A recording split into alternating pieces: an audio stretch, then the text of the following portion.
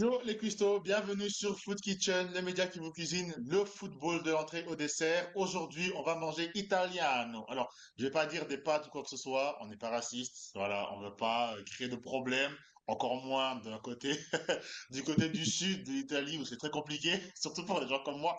Mais dans tous les cas, bienvenue sur Food Kitchen où aujourd'hui on parlera de la Serie A au sens large, la Serie A de l'actualité, la Serie A qui à l'heure où on tourne cet épisode est très très mal embarqué au niveau de la scène européenne, surtout la Ligue des Champions, parce que l'Inter s'est fait éliminer hier par le Bodo Glimt, le fameux Bodo Glimt de Charbot, qui était le seul peut-être de Foot Kitchen à pronostiquer un bel avenir européen. À l'heure où on parle, le match de l'Atalanta n'a pas encore été organisé, enfin n'a pas encore eu lieu. Le match retour, on rappelle que match aller, je crois, ils ont fait 2-2 contre Dortmund. Donc on verra bien en match retour ce qui lancera, mais pour un tel championnat, ça fait très peu. Et donc du coup, bah, quoi de mieux et qui de mieux en tout cas qu'un bon Arthur pour parler de ce type de championnat. C'est pas un championnat underground, donc c'est pas la spécialité d'Arthur. Mais cela étant dit, le championnat italien devient de plus en plus, je trouve en tout cas, un peu mis de côté, dénigré, de sa faute ou pas, on va en parler justement. Mais avant ça, bien sûr, Arthur, bien le bonjour, comment vas-tu? Bonjour. Buongiorno, très content de faire mon retour un peu sur Food Kitchen après quelques semaines d'absence forcément. Trop bien. C'est vrai que la Serie A, c'est un championnat qui passe un peu derrière la Première Ligue, la Ligue 1 forcément en tant que francophone, la Liga même, et de plus en plus la Bundesliga, on est en train de s'en rendre compte. Donc c'est vrai que ouais, non, c'est un sujet très intéressant. Moi, c'est un championnat que j'ai plutôt tout le temps suivi, vu que mon cursus scolaire a fait que j'ai pu visiter des villes comme Naples, etc., par exemple. J'ai une petite attache avec le championnat italien, même si forcément, je ne pense qu'à Alessio Cerci en ce moment. Non, ça va être cool. C'est très C'est clair, intéressant. ouais. C'est un sujet hyper large, très profond en plus. Mm, On adore mm, ça. mm, mm. Ouais, exactement, parce que je pense que l'actualité, des fois, fait que, par exemple, quand le PSG gagne, le PSG permet au championnat français de prendre un peu la lumière. Et donc, du coup, bah, même des clubs comme Marseille, des clubs comme, bon, peut-être pas Lens, mais en tout cas Monaco, des fois peuvent un peu prendre un peu plus de lumière, alors que les clubs italiens sont vraiment dans l'ombre. Et pourtant, il y a des choses qui se passent en bien ou en moins bien. Et là, je pense que l'élimination de l'Inter fait que, on a quand même deux, trois choses à dire, ou du moins, on avait déjà, je pense, des choses à dire par rapport à la Serie A. Mais l'élimination de l'Inter, surtout contre Bodo Glimt, pour qui on a tout le respect, bien sûr, fait que, on ne peut que se dire, je crois que c'est le moment, en fait, de parler de la Serie A. Donc, du coup, c'est ce qu'on va faire, autour de trois petites questions. Tout d'abord, bah, déjà, moi, j'ai envie de savoir comment est-ce que tu classes la Serie A sur la scène européenne, donc Ligue des Champions, Europa League et Conference League, ces trois, quatre dernières saisons. Je vais te citer du coup le résumé du football italien depuis 2023. Et puis bah, tu me diras si toi, enfin où tu le mets et puis où moi je le mets. Je suis pas sûr qu'on soit d'accord, mais bon, on verra bien, on verra bien. Donc déjà en Mhm. 2023, Conference League, la Fiorentina, c'est la fameuse année où le football italien se retrouve dans toutes les finales. Le Fiorentina est en finale de la Conference League, l'AS Roma est en finale de l'Europa League et l'Inter de Milan est en finale de la Ligue des Champions. 2024, tu as l'Atalanta qui gagne l'Europa League, du coup, la Fiorentina, je pense, est en finale. Et en 2025, tu as forcément l'Inter de Milan qui finit en finale contre notre bon PSG pour une belle manita qu'on n'oubliera jamais. Donc, du coup, tu as quand même cinq clubs qui, sur l'espace de 3 ans, enfin, en tout cas, 2023, 2024, 2025, ont pu un peu, plus ou moins, faire briller j'ai oublié, pardon, là c'est Milan qui a été demi-finaliste en 2023, voilà, de Ligue des Champions.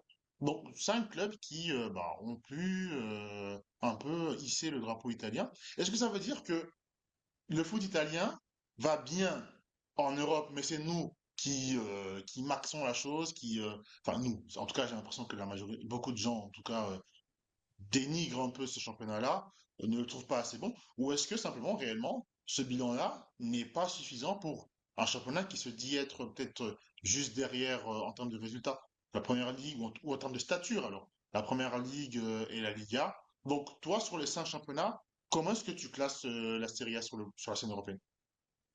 Dans le Big Five européen, déjà, moi, je les classerais derrière la Première Ligue, ça c'est évident, qu'on place, je pense, tout le monde en numéro un. La Liga en numéro 2. Et ensuite, il y a un mini peloton 3, 4, 5 entre la Bundesliga, la Ligue 1 et la Serie A, selon moi. Et rien que ça, rien que de dire que bah, la Serie A est à la bataille avec la Bundesliga et la Ligue 1, ça en dit déjà beaucoup, selon moi, sur la situation actuelle de la Serie A, qui remonte pas forcément qu'aux 3 dernières années. Mais forcément, quand on sait que la Serie A était par exemple le championnat majeur il y a encore peut-être 10, 15 ans, ça montre qu'il y a quand même eu un sacré downfall du côté du calcio.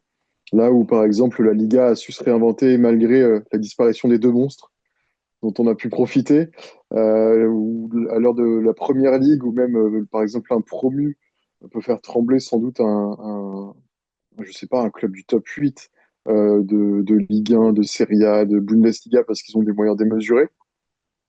Là, on parle d'une Serie A où j'ai l'impression que tout est au ralenti. C'est un système qui vieillit selon moi, et je pense qu'on en reparlera un peu après justement pour ausculter un peu les problèmes qu'il y a, etc. Donc c'est vrai que les résultats qu'on peut voir sur la feuille de route, que tu énonçais un petit peu, la finale de l'Inter Milan, il y en avait une autre, je crois, il y a dans les 5 ou 6 dernières années. Les résultats de la Roma, de voilà, l'Atalanta Bergame qui avait fait un bon parcours avec le Final Eight aussi, côté du Portugal contre le PSG, etc. Pour moi, ça reste quand même un sacré brouillard devant en fait un incendie majeur au sein du championnat italien parce que voilà, il y a un manque de renouvellement par exemple. On voit tout le temps les mêmes acteurs qui reviennent et c'est presque un peu comme Comboiré en Ligue 1, c'est les pompiers de service qui reviennent, etc. Et ça se réinvente pas. Donc pour moi, il y a un vrai souci là-dessus. Et que par exemple, le résultat de l'Inter de l'année dernière, je pense que ça a été quand même maximisé par un entraîneur de talent qui est peut-être un des meilleurs des dernières années qui a pour moi fait, bon, c'est pas avec 11 bouts de bois, il n'a pas fait la Tour Eiffel, mais en gros, il a quand même maximisé le potentiel de tous ses joueurs au même moment, avec très peu de blessures à un moment donné, pour pouvoir emmener une équipe au maximum. Donc pour moi, ouais, c'est assez illusoire. Là, je prends le cas vraiment de l'Inter Milan, par exemple, mais pour moi, ça reste quand même très illusoire sur le problème qui est beaucoup plus profond, selon moi, dans le championnat italien, et qui est Ouais. pas du tout, ouais, pas assuré d'être un des 3 meilleurs championnats européens. Ouais, c'est ça en fait, c'est comme tu l'as dit, c'est étonnant. Nous qui avons grandi, allez, on est la même génération, du moins on a vu beaucoup de grands joueurs communs. L'AC Milan de Kaka, moi particulièrement, j'ai vraiment vu, j'ai vraiment apprécié. L'Inter Milan d'Adriano était aussi un Inter de qualité, même si on n'a pas gagné grand-chose. Mais je veux dire, c'est des Mm. équipes dangereuses. Il y avait la Juventus de Del Piero, bien entendu, Nedved.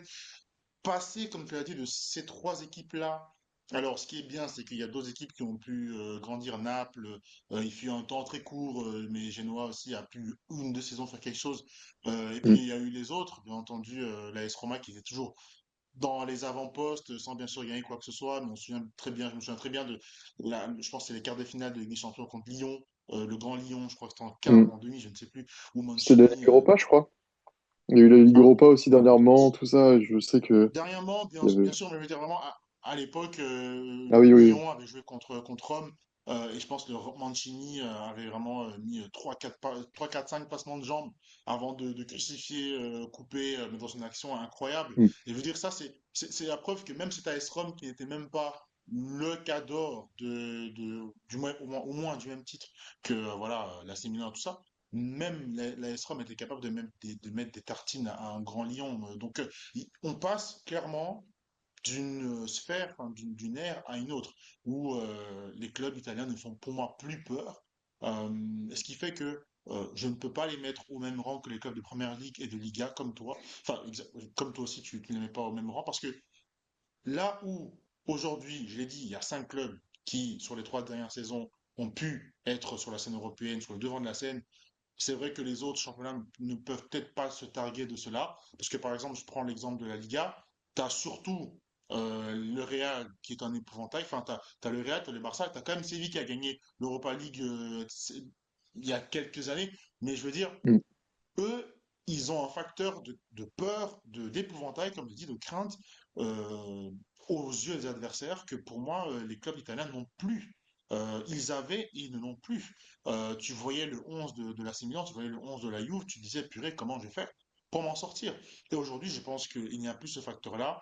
Et pour moi, ça, c'est ça qui fait dégrader vraiment la note de la Serie A. Là où aujourd'hui, j'ai même l'impression, voilà, on peut ne pas être d'accord, mais je pense vraiment que tu affrontes le PSG, Mm. tu sais, tu tires le PSG au sort en quart de finale, j'ai l'impression que tu peux avoir plus peur que si tu tires allez, peut-être pas l'Inter, mais en tout cas tous les autres clubs Mm. italiens. Ouais. euh, pour moi, en tout cas, il n'y a plus un club italien qui peut te faire peur. Et pour moi, ça, c'est déjà quelque chose de très grave. Alors, bien sûr, il y a des causes, on va rentrer dedans, parce que moi, j'ai vraiment envie de nous demander, mais qu'est-ce que ça, notamment l'élimination de l'Inter, qu'est-ce que ça dit du football italien? J'ai vraiment l'impression, personnellement, je commence et je te laisse, mais que l'Inter n'est que une des preuves que le football italien s'appauvrit. Pourquoi? Parce que j'ai l'impression que tu as un effectif de talent. C'est vrai que tu parlais de 11 bouts de bois. Bon, moi, je dirais pas ça. Moi, j'ai vraiment aimé l'effectif de l'Inter Milan l'année passée. Ah, Mais moi par aussi, hein. contre, Ouais. j'ai aimé l'effectif. Mais maintenant, il y a un souci de profondeur de banc pour moi. Dans les équipes italiennes, il y a un souci d'une incapacité à avoir 15, 16 mecs qui peuvent vraiment tourner. Pourquoi? Parce que soit les clubs italiens, j'ai l'impression, visent le championnat, et là tu vas voir que d'un coup ils sont super bons, mais par contre ils n'ont plus d'énergie, plus de souffle, ou plus de joueurs, ou plus de profondeur, ils n'ont plus le roster pour pouvoir faire tourner en Ligue des Champions, et j'ai l'impression qu'ils sacrifient exprès, ou presque en tout cas, la Ligue des Champions. L'Europa League encore à la limite, j'ai l'impression que ça va encore un peu, ce qui pour moi est un autre cas, peut-être qu'on en parlera juste après. Mais en tout cas, voilà, c'est déjà, j'ai d'autres points, mais je marque déjà ce premier point-là, qui est que j'ai l'impression que ils n'ont pas les moyens, c'est peut-être pas qu'une question de moyens, mais en tout cas, j'ai l'impression qu'ils n'ont même pas les moyens de se prendre un roster qui pourra tenir deux compétitions majeures et qui sont obligés de choisir un des deux et qu'en bon patriote, ben, ils choisissent la Serie A. Ouais. Bah, je suis assez d'accord. Et d'un côté, en même temps, je me dis, j'ai pas l'impression qu'ils aient choisi, tu vois, un championnat plus que l'autre, enfin, une compétition plus que l'autre, et c'est presque encore plus problématique, tu vois. Mais dans la mesure où il y a toujours un truc qu'on répète souvent, c'est que le sport est le reflet de la société dans lequel il baigne, etc. Et on sait que l'Italie a quand même, tu parlais un peu de manque de moyens, etc. On sait que l'Italie a été très longtemps en déficit économique. Là, sur les dernières années, ils avaient une des dettes européennes les plus larges, tu vois, les plus creusées et profondes qui puissent exister, dans le même sens quasiment que la Grèce il y a une dizaine, une quinzaine d'années. C'était l'Italie qui se démarquait un peu autour de la Covid 2019-2020. Ils avaient une dette monumentale qu'ils ne parvenaient pas à résorber. J'ai l'impression que c'est un peu, ouais, le déficit qu'il y a dans le championnat italien, c'est un peu la suite logique de la situation globale, dans le sens où voilà, ils ont été obligés de vendre un maximum de joueurs, de réduire un peu la voilure un peu partout. On voit que c'est un championnat qui intéresse de moins en moins. Pourtant, ils arrivent à vendre des droits télé toujours impressionnants, mais ça reste quand même assez localisé avec DAZN, etc., par exemple. Et ouais, je suis d'accord avec toi sur la profondeur de roster. Déjà, ouais, il manque de rotation pour jouer sur les deux compétitions, comme tu disais, et j'ai pas l'impression qu'ils choisissent l'une plus que l'autre. Mais il y a aussi, au-delà de la profondeur, j'ai envie de dire la qualité de l'effectif. Pas au sens où ils ont que des joueurs mauvais ou que des joueurs excellents, mais que les profils qu'ils ont dans les effectifs sont pour moi problématiques. Dans le sens où, par exemple, à l'heure actuelle, si je te demandais qui sont les meilleurs joueurs selon toi de Serie A, tu placerais qui, par exemple, dans la course?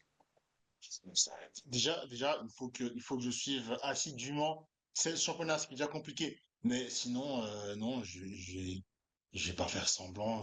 Vraiment, j'aurais dit le Toro Martinez déjà, mais j'ai l'impression que Mm. déjà lui, il commence à vieillir. Sinon, à la Juve, j'aime beaucoup Locatelli. Mais c'est des joueurs qui, pour moi, sont, c'est même pas les 5 étoiles, c'est pas 4 étoiles, c'est 3 étoiles et demie pour C'est moi. Ce ça. qui est déjà un souci. Mais, et là, du coup, pour le championnat actuel, enfin, les joueurs qui sont un peu mis dans la MVP ladder, la course au meilleur joueur de l'année. L'année dernière, déjà, c'était Scott McTominay, tu vois, de Naples, un Oui. Écossais qui vient de Première Ligue. Et cette année, on parle de Nico Pass de Côme, un Espagnol formé au Real Madrid, tout ça, à Côme, dont on parlera, je pense, un peu plus tard. Et Luka Modric, 45 balais, euh, 75 ans d'expérience, qui est toujours titulaire à l'AC Milan. Et voilà, donc c'est aussi problématique, c'est que voilà, ça montre aussi que la qualité des joueurs n'est plus présente dans le championnat, avec tout le respect qu'on a pour Luka Modric. Mais c'est plus le joueur de 2015 qui survolait la Ligue des Champions, qui était dominant en sélection, etc. Là, c'est quand même un joueur qui est beaucoup plus sur la fin que sur le début, là où le Nico passe, c'est un peu l'exemple inverse, il est sur la rampe de lancement. Mais ça reste un joueur qui n'est pas du tout italien, qui a vraiment un jeu purement espagnol, purement madridiste. On voit qu'il y a un vrai problème, tu vois, de qualité, c'est par là que j'entends. C'est que le Mm. problème, il est vraiment global au niveau italien, et ça se répercute même sur la sélection. On pourra aussi éventuellement en parler, mais il y a vraiment tout un souci global pour moi au niveau aussi de qualité des joueurs, purement italien, j'entends, où il y a des profils qui manquent, que ce soit des régistas, au pays, par exemple, du Catenaccio, qui a inventé plein de préceptes tactiques, qui a inventé le terme de fourri classé, par exemple, le joueur un peu capable de mener le ballon, etc. Bah, peut-être qu'un des meilleurs meneurs de jeu actuellement en Serie A, bah, c'est Nico Paz qui est espagnol, c'est Kenan Yildiz qui a été formé au Bayern qui est turc. Voilà, donc il y a vraiment c'est pas un problème parce que c'est des joueurs qui sont exquis à avoir joué. Mais enfin, la sélection italienne, par exemple, n'en bénéficie pas. Et le peuple italien, entre guillemets, qui a des tendances politiques plus ou moins prononcées et on peut en penser ce qu'on veut, on va dire. Je suis pas sûr qu'ils s'identifient, enfin, qu'ils soient contents des joueurs italiens auxquels ils pourraient s'identifier, tu vois. Ils s'identifient beaucoup plus à un Kenan Yildiz qui est turc formé au Bayern, ce qui peut paraître paradoxal, tu vois. Mais tu vois, encore une fois, alors sans rentrer dans des polémiques, mais c'est sûr que, enfin, en tant qu'Italien, sûrement que tu as envie d'avoir des Italiens qui ont le niveau, etc. Mais moi, j'ai connu aussi cette Serie A, et je pense que toi aussi, où, bah, tu pouvais, encore une fois, je reviens dessus, mais tu avais un Inter mené par un Adriano, par un Zlatan, tu avais Mm. une Juve, il y avait un Tchèque du nom de Nedved, tu avais un AC Milan, tu avais un Kaká brésilien, tu vois. Donc je crois que c'est. Ils ont même downgrade, pour être dans un bon français, ils ont rétrogradé même au niveau du recrutement des étrangers. Et je crois que vraiment l'hypothèse de, effectivement, de cette corrélation entre l'appauvrissement du pays et l'appauvrissement du coût des clubs, bah, se tient. Je crois réellement qu'il y a, il y a eu, ils ont subi, les clubs ont subi, italiens ont subi l'appauvrissement du pays, parce qu'en réalité, même au niveau des droits commerciaux, enfin des revenus commerciaux, pardon. Par exemple, ils ont des revenus commerciaux beaucoup plus bas, globaux en tout cas que le championnat d'Espagne. Au niveau Mm. des droits TV, avec la Sky, c'était extraordinaire ce qu'ils avaient. C'est à l'époque de la grande Juve, etc. Évidemment, la grande même d'Antonio Conte, hein. C'était quand même une superbe Juve, bah, parce que les droits TV permettaient d'avoir pas mal d'achats. Et là, aujourd'hui, bah, clairement, les droits TV sont bien inférieurs à ceux de la première ligue, qui sont la référence, bien entendu. Je crois qu'il y a des clubs qui jouent dans des stades municipaux, par exemple, Mm. encore en Italie. Donc, même ça fait que tu dis, mais purée, ils n'ont même pas les assises pour être propriétaire d'un stade, pour pouvoir être propriétaire d'un lieu. C'est un message d'appauvrissement de tous les clubs ou de la majorité des clubs. Et là où on pouvait se dire peut-être qu'ils vont réussir à trouver des pépites italiennes grâce à la formation, comme nous en France, ben, le truc c'est que il faut quand même se dire la vérité, on a des super formateurs en France. Moi, je suis désolé. Moi, je considère que les formateurs français sont super bons et qu'il y a toujours une pépite en France, en Ligue 1, qui sort du lot. Même d'Angers, enfin, Stéphane Le Paul, par exemple. Moi, je suis désolé, mais c'est un super joueur qui vient, bah, qui vient pas du PSG, quoi. Donc, ça veut dire que t'es pas obligé d'être l'AC Milan pour être le seul club italien qui peut sortir des bons joueurs. Tu peux être, ouais, tu peux être Como ou tu peux être une autre équipe et tu peux réussir à sortir des bons joueurs. Et même ça, la qualité de la formation en Italie n'y est plus. Ce qui fait que la qualité globale, je trouve, l'effectif est vraiment affaibli. Et donc, par conséquent, tu te retrouves en Europe.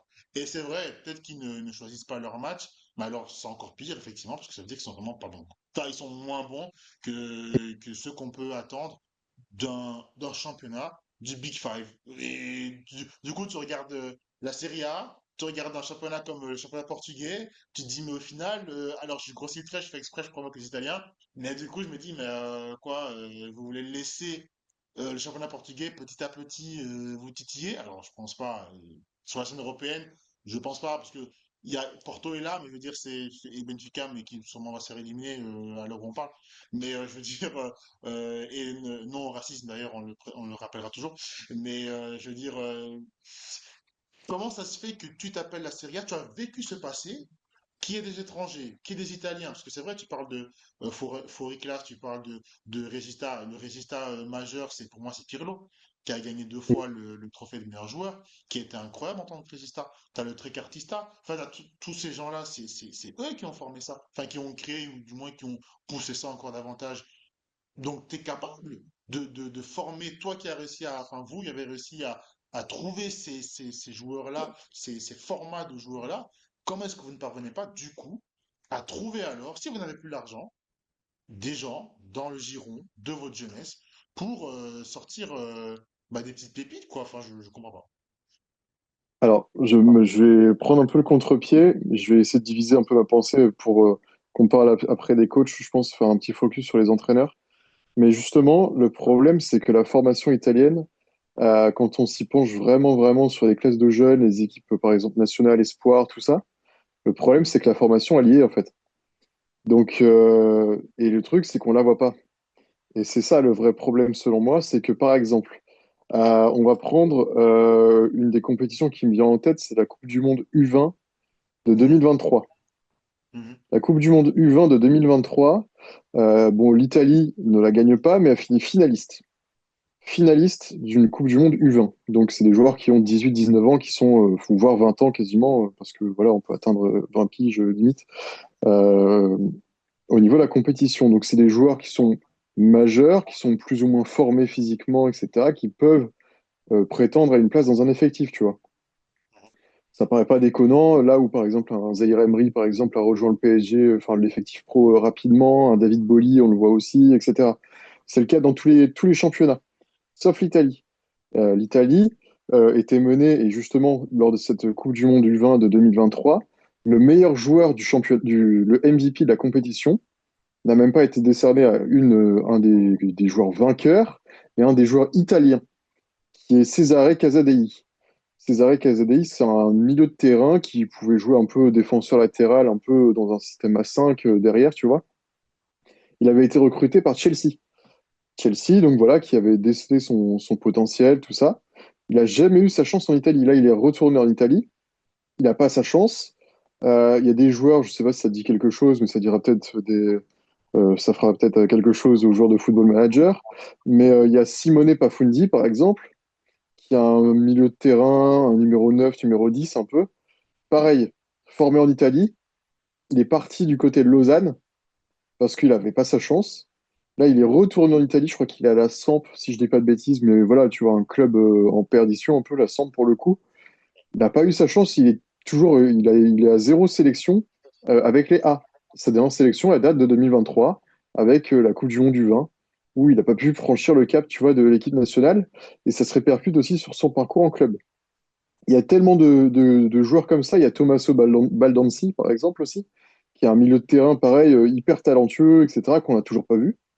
Il y a plein de joueurs comme ça, en fait, qui forment et qui restent dans un réservoir qui est en fait pas un réservoir, mais une passoire. C'est qu'en fait, ils n'arrivent pas enfin, ils arrivent pas à les garder, ou alors ils veulent pas les garder, parce qu'en fait, ils les lancent pas. Ils les lancent pas, ils font pas confiance aux jeunes. Et c'est le vrai problème, selon moi, de la Serie A actuellement, et c'est un truc qui date pas d'aujourd'hui. C'est pour ça, par exemple, tu parlais de Pirlo tout à l'heure en termes de joueur un peu reculé, dominant au milieu de terrain. Ce poste-là, actuellement, le meilleur joueur, justement, on en parlait, c'était Modric. Actuellement, c'est lui, Modric, le joueur un peu semblable à Pirlo. Sauf que le Milan, ils ont recruté l'été dernier un Samuel Ricci, par exemple. Samuel Ricci, italien, jeune, il doit avoir 20, 21 ans, hyper talentueux. L'année dernière, il a fait une saison monumentale, je crois que c'était au Torino, si je dis pas de bêtises. Hyper talentueux, tout le monde en attendait beaucoup. Sauf que bah, il est derrière Modric, il n'a pas une seule minute de temps de jeu actuellement. Ou alors il sort du banc, mais Modric, il fait quand même tu vois, 70, 80 minutes par match, alors qu'il a 42 piges. et qui va bientôt finir de cotiser pour la retraite, tu vois. Donc, il y a un vrai problème selon moi, c'est que le réservoir, en fait, ben, il est plein, plein, plein à craquer. On le voit, il y a Renato Marin, par exemple, qui a rejoint le PSG. On voit que c'est un joueur très talentueux qui vient de la Roma. Gardien de but, là, il a été lancé en Coupe de France. Bah, il n'a pas été mauvais, il n'a pas été déconnant. Je parlais de Casadei tout à l'heure. On l'a vu un peu, je crois que c'était avec Reading dans les secondes divisions anglaises, etc. Il y a un vrai potentiel. Pas lancé non plus en sélection, ni en club, ou alors il est dans un club mineur. Ce qui fait qu'en fait, l'explosion qui est attendue, ou qui pourrait être attendue, elle arrive jamais. Bon. Et les joueurs, en fait, italiens, il y en a plus. Ça veut dire Si que, on... ça veut dire que les mauvais choix que ce soit des coachs ou des directeurs sportifs, hein, tout dépend c'est aussi le directeur sportif qui est un peu l'architecte aussi de l'effectif, mais l'entraîneur fait ses choix ensuite, les bons comme les moins bons.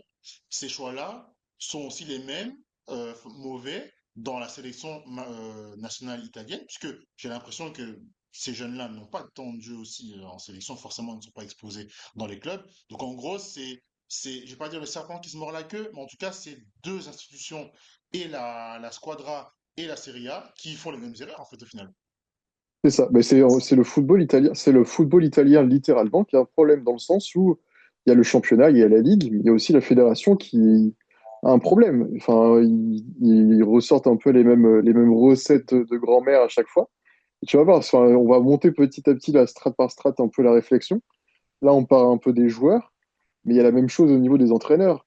Et c'est la même chose qui se répète sans cesse, et pas que, même, c'est même le sport italien. Je vais te montrer un autre exemple après au niveau des entraîneurs, mais c'est le sport italien qui a un problème global, parce que ça se répercute aussi dans d'autres disciplines, sur lesquelles je suis plutôt bien placé, typiquement le basket, tu vois. Et Bon, mais on peut pas il y a- parler directement des coachs parce que moi je me demande, mais du coup, bon, je reviens sur l'appauvrissement, mais est-ce que ça joue aussi sur la qualité des coachs choisis? Parce que par exemple, moi, encore une fois, je reviens sur Antonio Conte et même bah, son successeur, purée, j'ai oublié son nom. Euh, Massimo Allegri. Allegri, ouais. Voilà. Je trouve que, alors bien sûr, quand tu es aidé par un effectif de la qualité de cette Juve-là des années 2010, bien entendu que ça aide, bien sûr, mais ça ne veut pas tout dire. Il faut quand même pouvoir justement harmoniser tout ça. Il y a Mm. eu ces coachs-là qui parvenaient à harmoniser les choses. Tu as eu aussi des coachs qui parvenaient à faire des one-shots. Tu as eu un Maurizio Sarri, je veux dire, c'est pas non plus une brêle, quoi. Il a du niveau tactique. Et justement, Mm. tu le disais tout à l'heure, mais l'Italie est censée être le pays tactique. À l'heure où on parle, on vient de sortir l'épisode avec Stefano Mwanga, qui a joué à la Genoa, qui a joué aussi en Série B avec Avellino, et qui disait le côté catenaccio, il n'est plus comme avant, mais il est toujours réel. C'est toujours une réalité Mm. aujourd'hui. La rigueur tactique, elle est toujours réelle d'aujourd'hui. Mais c'est juste que c'est bien sûr un peu différent. C'est le pays quand même qui a fait en sorte que la rigueur tactique puisse être évoluée, poussée davantage. Aujourd'hui, qui sont réellement les coachs Je pense qu'il y en a, bien entendu. Moi, comme toi, j'ai été désolé de voir que Simone Inzaghi était parti parce que je trouve que il avait quand même apporté une certaine culture au final, un jeu un peu européen, un jeu qui pouvait tant convenir en Europe que dans le championnat italien. Et ça, c'est pas donné à tout le monde. Est-ce que du coup, les coachs sont vraiment coupables, ou du moins à quel degré de culpabilité, si c'est un crime envers le football que les Italiens sont en train de commettre, à quel degré de culpabilité en sont les coachs? Est-ce qu'ils sont ceux qui subissent au final certains choix, ou est-ce que, et je pense qu'on a déjà un peu répondu en partie avec les jeunes, ou le fait qu'ils ont aussi le droit au final de choisir des jeunes et de les mettre sur le terrain s'ils le veulent, au lieu de mettre des gens qui ont 40 ans, 50 ans, enfin je veux dire, c'est quand même un championnat qui a pris Giroud et j'aime Giroud. C'est un championnat qui a pris Zlatan et j'aime Zlatan, il n'y a aucun problème. Mais je veux dire, il y a une vraie limitation, un vrai plafond de verre, j'ai l'impression de donner, imposer aux jeunes. Et des fois, c'est pas que la faute du directeur sportif. Les coachs aussi ont des droits. Mais au final, à part ça, est-ce qu'ils subissent, selon toi? Bah, on va reprendre la même réflexion, tu vois, pour rester cohérent. Et si on fait un peu le panorama de la série actuelle, les meilleurs coachs ou le meilleur coach qui ressort actuellement, c'est Fabregas. Mhm. Fabregas qui est espagnol, formé à la Masia, etc., à l'école biberonnée au niveau, tu vois, Arsenal, Chelsea, qui n'a pas un cursus italien du tout, tu vois, et qui entraîne Com, qui est détenu par des actionnaires qui n'ont rien d'italien, etc. C'est le club le plus riche, je crois, du monde quasiment, tu vois, c'est monumental. Un fonds milliardaire, et, enfin, ils sont largement au-dessus. Donc pareil, donc tu vois, ça part de ce principe-là, c'est que le meilleur coach actuel, c'est peut-être un des plus jeunes du championnat et qui n'est pas italien. Les autres, c'est soit des coachs qu'on connaît, mais parce qu'en fait, c'est pas forcément dû à leur qualité, mais c'est parce qu'en fait, ils reviennent sans cesse, sans cesse, sans cesse. C'est qu'en fait, le championnat italien se rassure dans sa crise avec des choses qu'il connaît. Et ouais, c'est un peu légitime quelque part. On peut comprendre le fait quand on a peur, on essaie de se rassurer avec des choses qu'on connaît. Un peu la peur de l'extérieur, de l'étranger, que certains voilà, ont dans ce championnat-là, quoi. Et donc forcément, si quitte à chuter, bah, autant chuter en ayant respecté, tu vois, les bornes, les limites, les textes, presque les principes et les préceptes du football italien ancestral, tu vois. Dans le sens où, par exemple, on ne pourra pas dire, ils pourront pas se faire critiquer en ayant osé quelque chose. C'est le problème, c'est qu'en fait, vu qu'ils se confortent dans les choses qui ont prouvé un certain effet par le passé, on parle du Catenaccio par exemple, qui a certes évolué, mais c'était à l'époque de Sacchi, etc., tu vois, enfin, le Milan des années 90, etc., 90-2000. On a vu que ça fonctionnait à ce moment-là, mais maintenant, c'est quelque chose que tout le monde connaît. Enfin, tout le monde sait à peu près comment est-ce qu'il faut faire pour sortir d'un catenaccio, faire sauter le cadenas, tu vois, le verrou. Donc, en fait, il se conforte dans une sorte de confort, littéralement, en n'osant pas plus. Et donc, ça se répercute aussi dans le choix des joueurs. Il y a beaucoup de joueurs hyper âgés qui sont renouvelés sans cesse dans le championnat, que ce soit un Immobilier, par exemple, là, qui est parti au Paris FC. Mais combien de fois il est resté dans son club en tant que leader, en tant que pivot, tu vois, du système, en tant que pilier, si bien que, en fait, quand tu l'enlevais, tu avais l'impression que tout s'écroulait parce qu'en fait, comme Matteo Brech, grâce à ses buts, il y a le même truc pour les défenseurs de la Juve, par exemple, où Bonucci, Barzagli et Chiellini, ils ont quand même tenu la baraque très longtemps. Il y a un vrai truc de manquer d'oser, et justement, ça, du coup, ça se répercute sur les joueurs parce que les jeunes n'ont pas leur chance, les jeunes Italiens. Et on va chercher des joueurs plus étrangers déjà et plus âgés, comme tu disais, des Giroud, des Ibra qui fait un retour, des Modric, etc. Donc il y a pour moi ouais, tout un système qui s'alimente, comme tu disais, avec du coup les coachs. Pareil, les jeunes coachs italiens n'ont pas leur chance dans le championnat italien. Et là, du coup, je vais pouvoir faire un peu un parallèle avec tout le sport italien. Je connais pas la gymnastique, évidemment, tu vois, ou le beatbox, j'en sais rien. Mais par exemple, dans le basket, euh, l'un des meilleurs coachs actuels italiens, ou qui est dessiné comme l'un des meilleurs, c'est Francesco Tabellini. Et Francesco Tabellini, il a quitté son pays très très jeune. Je l'ai eu en conférence de presse en début d'année. Il a entraîné du côté de Nymburk, je crois que c'est en Tchéquie, là, jusqu'à l'année dernière. Et là, il est au Paris Basketball, tu vois. Et en conférence de presse, au moment de sa présentation, quand il présentait ses principes qui sont ultra modernes, il disait, moi, on m'a rejeté, on m'a jeté du pays parce qu'en fait, mes principes, on les accepte pas parce qu'ils sont novateurs. Et il y a la même chose dans le championnat italien de foot. De Zerbi, bon, il a entraîné Sassuolo, c'était plus Série A, A', tu vois. Il y en a plein. Il y a l'ancien entraîneur de Chelsea, dont le nom m'échappe maintenant, et qui vient de se faire lourder, justement, et qui vient de se faire virer, qui était entraîneur du côté de Leicester et du coup de Chelsea jusque pas longtemps. Il y en a plein d'autres, tu vois, tous les entraîneurs en fait jeunes avec des Maresca? principes. Maresca, exactement. Euh, pour quelqu'un qui aime bien Chelsea, ça la fout mal. Euh, Il y en a eu plein. mais du coup, mais tu vois, il y a plein d'exemples comme ça. C'est que en fait, tous les très bons coachs italiens, jeunes, avec des principes, des idées fortes, on leur donne pas leur chance non plus en Italie. C'est la même chose que pour les joueurs. Du coup, en fait, c'est, tu vois, strate par strate, Mhm. chaque étape, chaque palier a sa faute, ouais, son problème, en fait. C'est que, du coup, les vieux entraîneurs ont leur impact sur les jeunes joueurs. Et les vieux systèmes, les vieux principes, les vieilles idées, les vieux clubs ont leur impact sur les jeunes entraîneurs qui peuvent pas s'exprimer, qui sont obligés de se barrer pour avoir du succès, tu vois. Ouais, Parce qu'on ouais, voit que leurs systèmes ont du succès. ouais, non, je suis vraiment, vraiment d'accord avec ce que tu dis, ton analyse. Et c'est pour ça que je pense que l'élimination de l'Inter et l'avènement de Fabregas comme un coach de talent, ce sont deux bonnes nouvelles qui peuvent pousser à ce que moi j'appelle comme une révolution, du moins c'est ce que j'appelle de mes voeux. Mm. C'est-à-dire une révolution du paysage, du logiciel en fait, de la Serie A.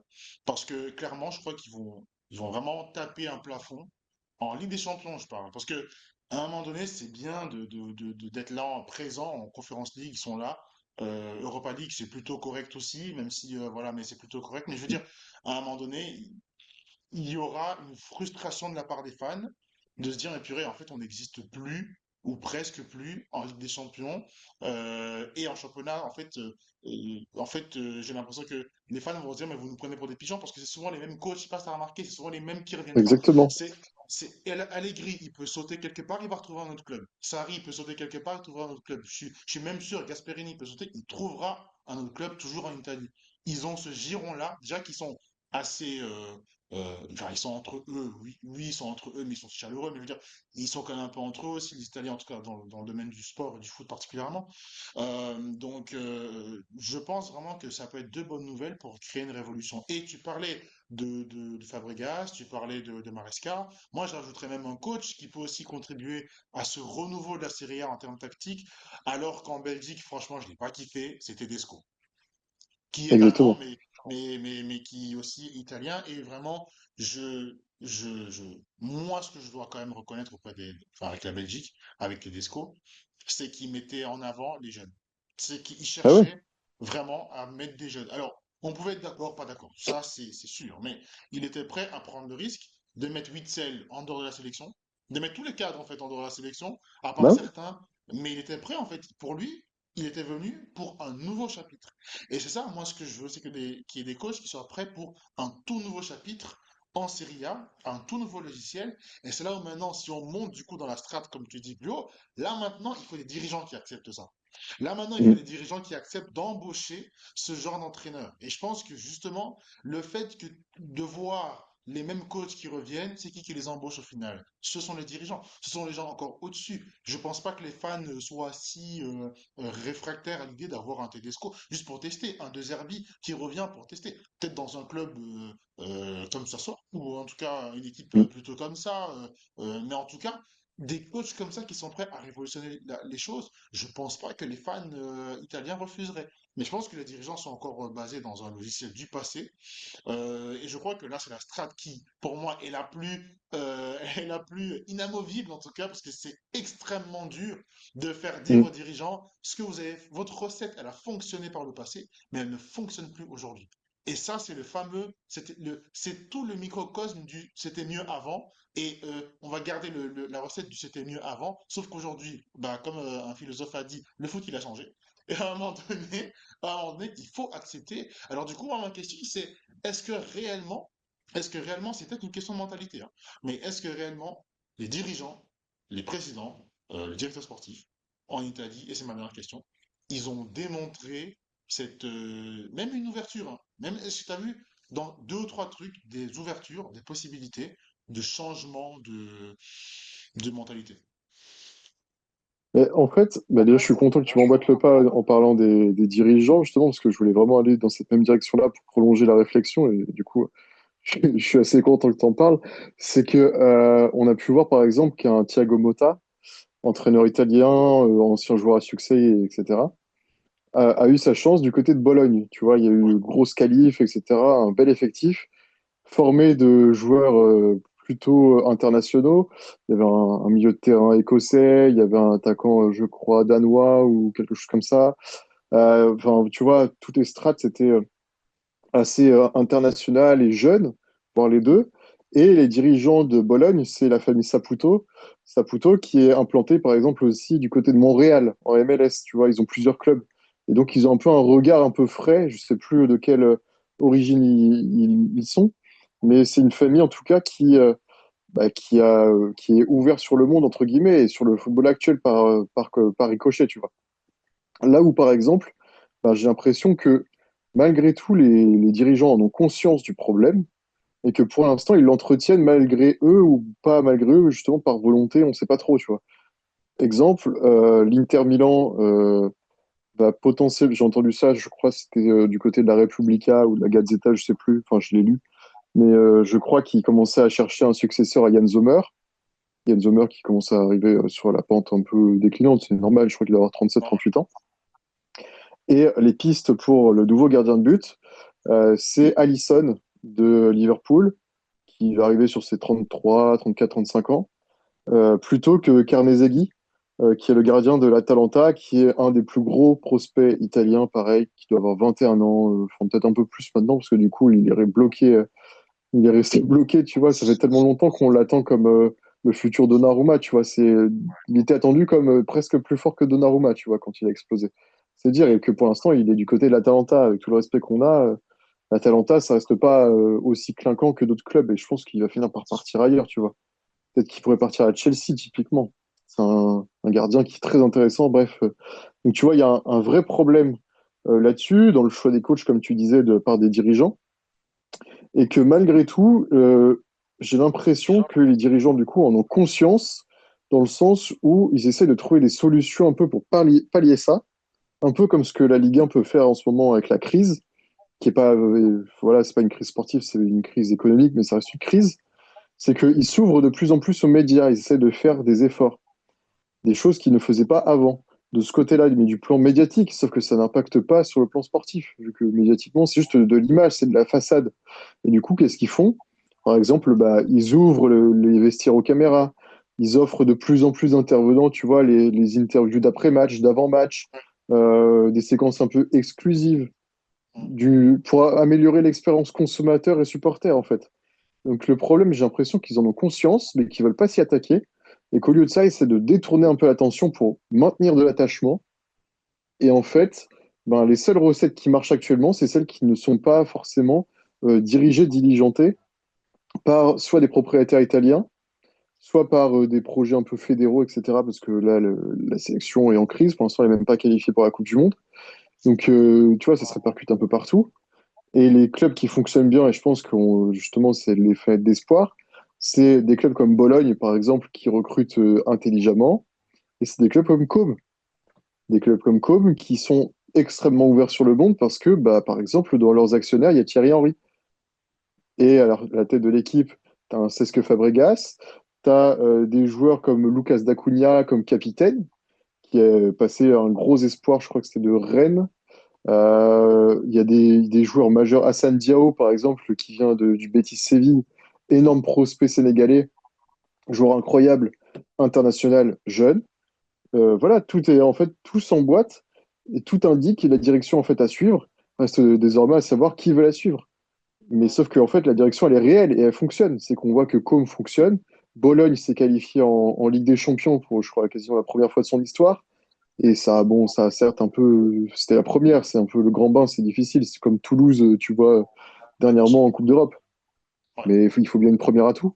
Sauf que, en fait, ouais, le chemin, il est tout tracé. Sauf que, en fait, on lui tourne le dos à ce chemin-là. Mhm. Tout à fait, tout à fait. Donc ça veut dire qu'il y a quand même des précurseurs, du moins des personnes qui tentent le coup, et donc maintenant il reste plus qu'à ce que la majorité puisse suivre. Donc on aura le bon plaisir de regarder tout ça et de refaire un bilan là-dessus, en tout cas à l'avenir. Mais pour finir, si il fallait citer un nom d'un club qui, selon toi, va pouvoir retrouver la lumière, mais la grande lumière en Ligue des Champions. Un club italien quel est ce club qui, selon toi, pourrait retrouver, quand j'ai la lumière, je parle d'au moins un quart de finale, ou du moins deux quarts de finale, qui a les stats, qui a les épaules pour, dès l'année prochaine, du moins, être au moins assez haut et de manière régulière en Ligue des Champions. Du coup, en excluant Com, parce que ce serait une première qualif, etc., ils ont fait une montée express, tu vois, on s'entend. Moi, j'ai envie de miser, et c'est pas parce que j'ai toujours apprécié ce club-là, mais c'est plutôt l'AC Milan, moi, que je mettrais. Dans le sens où ils ont montré sur les dernières années, certes, que bah, ils ont recruté des Giroud, des Ibrahimovic, voilà, pour un peu colmater les brèches et éviter que tout l'édifice fissure d'un coup. Mais en ce moment, j'ai l'impression quand même que leur recrutement est très intéressant. Le fait de garder certains joueurs aussi, ça reste intéressant, malgré la présence d'un Modric que je ne comprends pas trop et le fait d'avoir ramené un Max Allegri. Mais on voit quand même que ces préceptes fonctionnent et que c'est pas non plus l'entraîneur le plus rupestre, on va dire, dans ses préceptes parmi les autres. On peut penser, tu vois, à un Conte où on voit que ça fonctionne une année, après ça fonctionne plus trop. On le sait d'expérience à Chelsea, tu vois, par exemple. C'est ça. J'ai l'impression que du côté de Milan, ça fonctionne plutôt bien. C'est eux qui avaient quand même lancé Gianluigi Donnarumma à 16 piges chez les pros, donc il y a quand même un bassin, il y a une volonté de faire briller les jeunes du cru et les jeunes tout court. Ils ont quand même lancé un Tiani Reinders, qui est un de mes joueurs préférés et qui voilà, maintenant brille et qui est autant un cadre en sélection, brille aussi un peu à City avec Guardiola, tu vois. On voit que c'est un joueur de très haut niveau. Ils ont lancé un Barthez-Agui sur le côté là dernièrement aussi. C'est pas le plus gros prospect de l'histoire, mais ça c'est un très bon joueur. Ils ont un Raphaël Leão et un Christian Pulisic aussi, qui sont des internationaux aussi, tu vois. C'est pas des Mhm. vieux, ils sont dans la fleur de l'âge, etc. Pour moi, il y a tout, il n'y a pas de recette miracle, évidemment. Il y a un chemin qui est indiqué. Mais pour moi, il y a des signes avant-coureurs qui sont plutôt favorables du côté de Milan, dans la mesure où ils parviennent à se renouveler en ce moment. Ils ont quand même eu la volonté de recruter un Ricci, même si pour l'instant il est barré. Mais je pense que si Modric, par exemple, annonce sa retraite à la fin de saison, bah Ricci il sera automatiquement titulaire ou prétendant à une place de titulaire si, s'il est au niveau. Donc pour moi, il y a tout qui indique que le Milan est en position pour être ouais, je pense peut-être au gouvernail un peu du navire italien qui tente de se sauver du remous qui le secoue actuellement, tu vois. Ouais. Là où, par exemple, l'Inter Milan, j'ai l'impression que ça patine un peu, que la Juventus, c'est quand même assez difficile, même si en ce moment ça va un peu mieux, mais ça reste quand même assez fragile et j'attends de voir, je peux pas trop, je suis moins confiant, tu vois. J'ai vraiment l'impression que le Milan peut faire quelque chose. Ouais, et que les fonds aussi vont permettre parce que ils ont l'argent, ça c'est sûr. Mais ouais, c'est un club dirigé par un fonds américain, tu vois aussi. C'est que les dirigeants, ils ont aussi la volonté de faire du profit, donc ils vont miser sur des jeunes qui vont devoir faire exploser. Et donc, bah, pour les faire exploser, il faut qu'ils performent. Et donc, pour qu'ils performent, il faut qu'ils soient bons au niveau de la Champions League, tu vois. Ouais, c'est ça, c'est ça. Bah écoute, moi effectivement, je considère que Milan peut être la figure de proue, sauf que moi, c'est l'autre Milan. Mhm. Non, mais quand je dis ça, c'est avec des précautions parce que en fait, je n'ai pas de certitude sur un club. C'est pour te dire à quel point bah, la Serie A m'inquiète un peu. Je pense bien sûr qu'ils vont se renforcer, mais enfin qu'ils vont s'améliorer parce que quand on touche le fond, on peut que repartir vers le haut. Mais et je sais que en disant ça, je sais que je vais énerver Edson, notre bon Edson qui va peut-être nous regarder parce que je sais qu'il déteste l'Inter Milan. Mais en fait, je me dis qu'une culture européenne ne peut pas disparaître comme ça. Tu fais deux finales et d'un coup, tu redeviens mid ou... Alors moi, l'élimination contre Bodo Glimt, c'était une justice totale envers le foot parce qu'effectivement, il ne méritait pas plus que ça. Surtout contre une équipe qui, elle, jouait vraiment un super jeu vraiment intéressant. Bodo Glimt, franchement, ils m'ont donné envie de regarder maintenant leur suite de leur compétition, honnêtement. Mais cela étant dit, je me dis, purée, si l'Inter ne cède pas à une marseillisation de la situation, c'est-à-dire au fait de se mettre en alerte ou alerte encore ça va, mais un incendie interne où on vire le coach parce qu'on n'est pas, on va pas plus loin en Ligue des Champions, on change la structure alors qu'en fait tu as un 3-5-2 qui est là, qui devient de plus en plus la stabilité tactique en fait de cette équipe-là. Donc tu as vraiment une culture qui est en train de se mettre en place. Si tu mets tout ça par terre et que tu commences à tout changer, là oui, là ça va être compliqué pour l'Inter. Et là, pour moi, ils vont devenir l'AC Milan qui était, enfin l'AC Milan il y a quelques années quand ils étaient vraiment au plus bas que terre. Mais maintenant, je me dis que ce sont ceux qui ont en Italie Ouais, là, cette culture européenne de la gagne, de l'expérience en tout cas de la gagne dans les matchs coup près. Bon, là, pour le coup, non. Cette année, non. Mais je me dis, allez, pourquoi pas. Maintenant, effectivement, je garde un œil sur l'AC Milan parce que je me dis, la seule chose qui pourrait les ralentir, c'est peut-être l'irrégularité. C'est le fait de, tantôt tu peux être, tout à l'heure tu peux être super bon, tout à l'heure tu peux être super naze, enfin super naze. Là encore ça va, ils se stabilisent bien sûr. Mais il y a quand même des matchs où je me dis, purée, il y a l'AC Milan, à un moment donné, vous voulez vraiment être un cadre, ça joue mieux que ça sur le long terme. Donc, je comprends tout à fait l'AC Milan et je crois qu'en fait, pour moi, dans ma tête, à part les deux villes milanaises, et bien sûr comme Como qui est en train de grandir. Donc, je peux pas leur mettre une pression supplémentaire. Ils sont en train de grandir et on verra. Ils peuvent très bien prendre une trajectoire à la Monaco qui n'est pas terrible sur la scène européenne, tout comme ils peuvent prendre une vraie trajectoire du nouveau riche, footballistique du moins. Ils ont vraiment les deux possibilités. Là, ils sont pour moi à la croisée des chemins. Et les choix de la saison prochaine, pour moi, montreront s'ils cherchent le profit financier, comme Monaco l'a montré par le passé, en vendant pas mal de joueurs qui auraient pu rester et devenir des tauliers. Alors, bien sûr, c'est dur de garder des joueurs en France, alors qu'il y a les appels de sirène de City pour Bernardo Silva et d'autres joueurs encore, enfin d'autres clubs pour d'autres joueurs, bien sûr. Donc, je pense que ça va être aussi dur pour Com de garder des joueurs qui seront sollicités par des Chelsea, par des United, par des bah, tout ce qu'on veut. Mais les choix qu'ils feront cet été me feront comprendre si oui ou non on peut les mettre pour la saison prochaine et les années à venir comme réellement des clubs qui, sur la scène européenne, vont pouvoir faire la fierté de l'Italie. Mais je pense qu'ils sont quand même bien partis. Je pense pas que Fabregas aurait choisi un projet sur un court terme. Et je pense encore moins qu'un mec comme Thierry Henry, qui est super réfléchi, aurait décidé de juste venir dans un projet aussi, enfin, pas très ambitieux sportivement parlant. Je pense que le sportif, c'est peut-être bateau ce que je veux dire, c'est peut-être très naïf, mais des joueurs comme Fabregas et Henry, je crois qu'ils aiment plus le sportif que l'argent, je crois, je peux me tromper, et en tout cas à leur stade de leur vie. Et donc je pense qu'ils veulent vraiment juste gagner le maximum possible. Donc c'est vrai que comme franchement ils sont bien partis, ils sont en embuscade pour moi, derrière les deux villes milanaises, à condition que l'Inter ne cède pas, comme je l'ai dit, à la marseillisation, à la dramatisation de la situation, parce que c'est vrai, c'est très très très naze de se faire éliminer comme ils l'ont été, mais ça ne veut pas dire qu'il faut jeter toute la culture qui est en train de se mettre en place. Par contre, il faut un bon coach. Il faut un bon coach, ça, par contre, voilà. Mais bon, on a déjà refait le tour par rapport à ça. Je sais pas si tu voulais rajouter un dernier truc, mon beau Arthur. Non, bah, du coup, je suis d'accord avec toi sur Com et sur Milan aussi, qui sont bah, tous les deux du coup à un match par semaine actuellement. Donc, on sait pas trop ce que ça peut donner avec la cadence au-delà du niveau européen. C'est aussi le fait de pouvoir l'assumer sur la longueur avec deux matchs ou voire trois matchs par semaine. Donc, ça reste une inconnue. Et comme tu disais pour Com, juste rajouter un truc.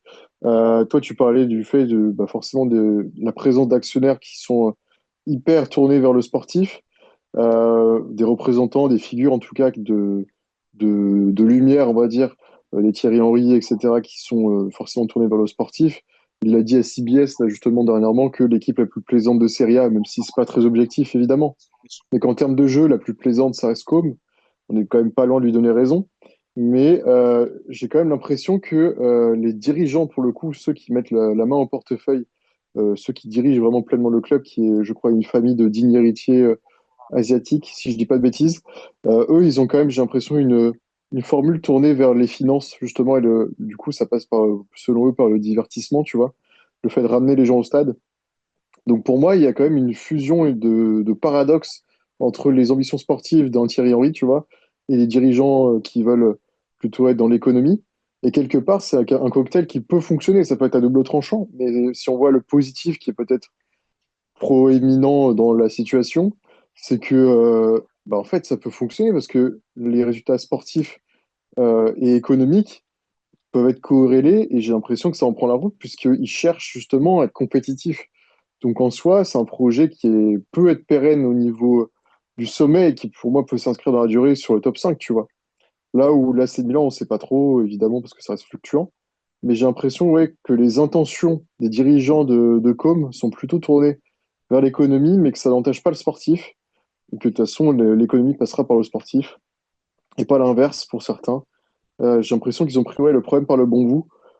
Là où, par exemple, l'Inter Milan, effectivement, a déjà les principes assumés, etc., il faut qu'ils les maintiennent, comme tu disais.